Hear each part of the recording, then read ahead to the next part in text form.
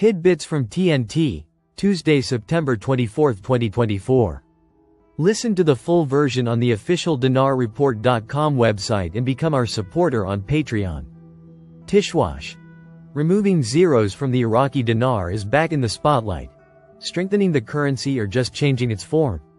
Talk has returned again about the process of removing zeros from the local Iraqi currency, as the Central Bank of Iraq confirmed that the project to remove zeros from the dinar is subject to continuous review and study.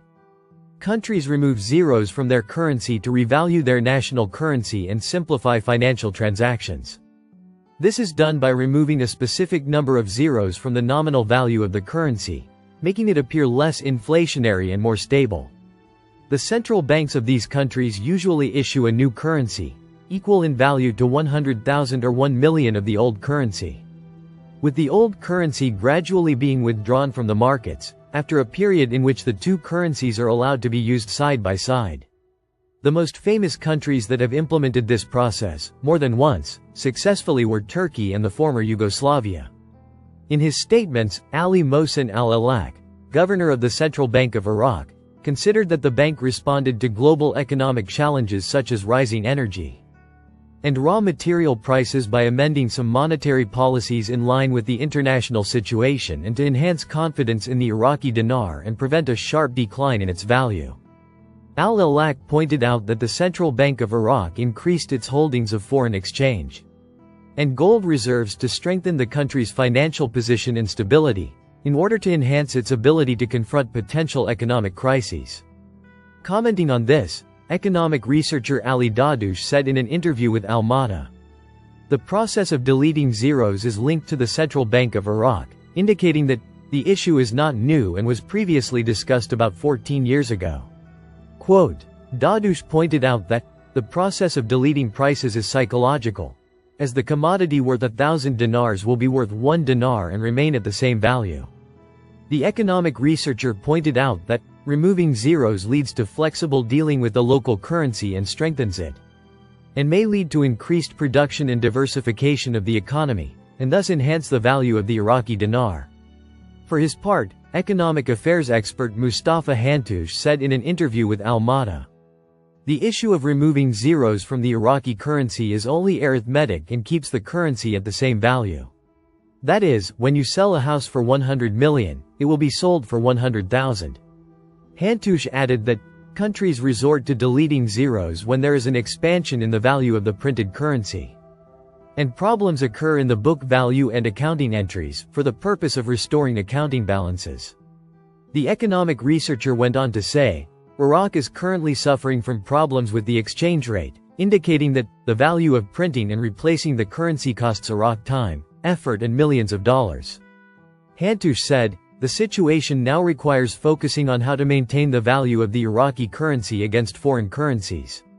According to the latest data, the Central Bank of Iraq's foreign reserves cover 83.62% of the broad money supply, which covers the cost of importing 15 months, while the global standard rate is 20%, covering 6 months of importing.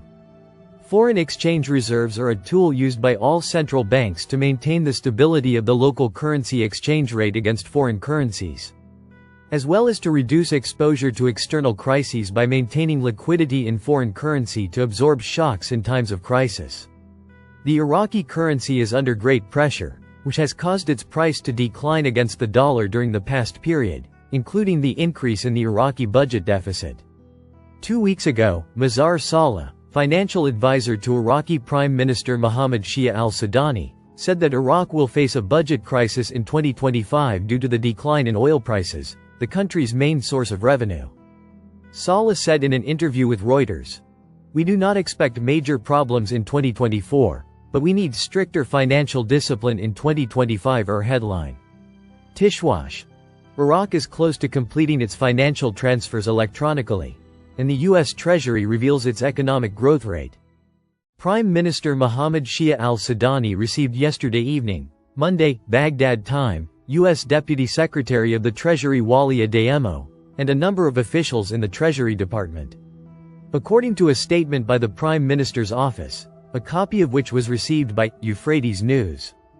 The meeting witnessed, discussing bilateral economic relations between the two countries in various vital sectors, reviewing the government's efforts and plans for economic and financial reform, the move towards diversifying the sources of Iraqi output, enhancing development targets, and practical measures implemented in the field of combating money laundering.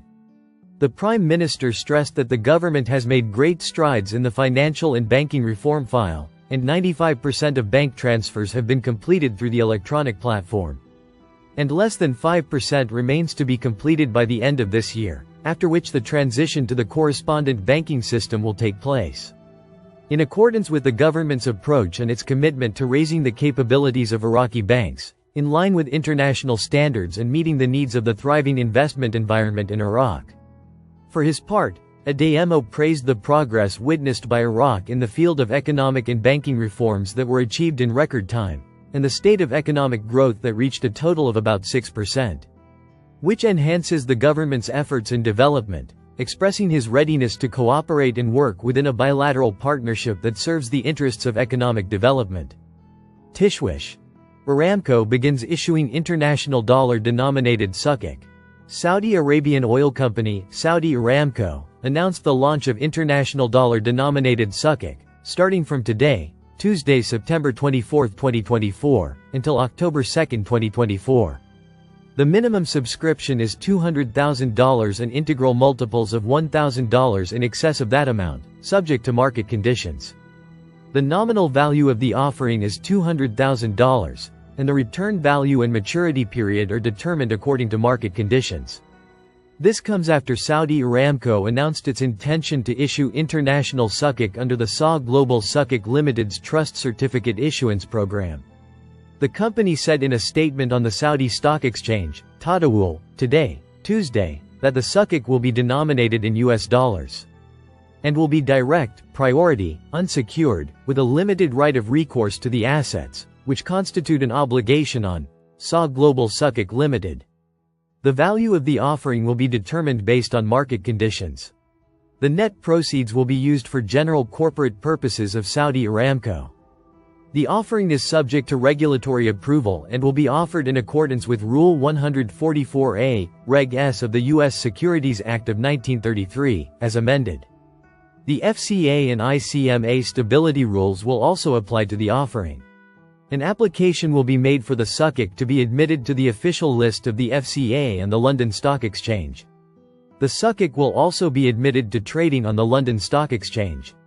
Saudi Aramco has appointed Al Rajhi Capital, HSBC, First Abu Dhabi Bank, Dubai Islamic Bank PJSC, Standard Chartered Bank, KFH Capital, Goldman Sachs International, JP Morgan, and Citi as joint active bookrunners to organize a series of fixed-income investor meetings commencing on 21 Rabi' al-Awwal 1446H, corresponding to the 24th of September 2024 G.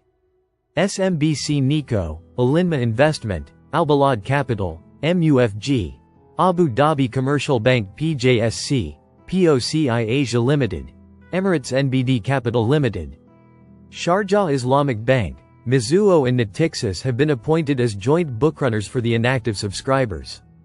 The offering of these international sukuk will be limited to qualified investors in the countries in which the offering will take place, in accordance with the laws and regulations in force in those countries. Listen to the full version on the official dinarreport.com website and become our supporter on Patreon. Source: Dinar Recaps.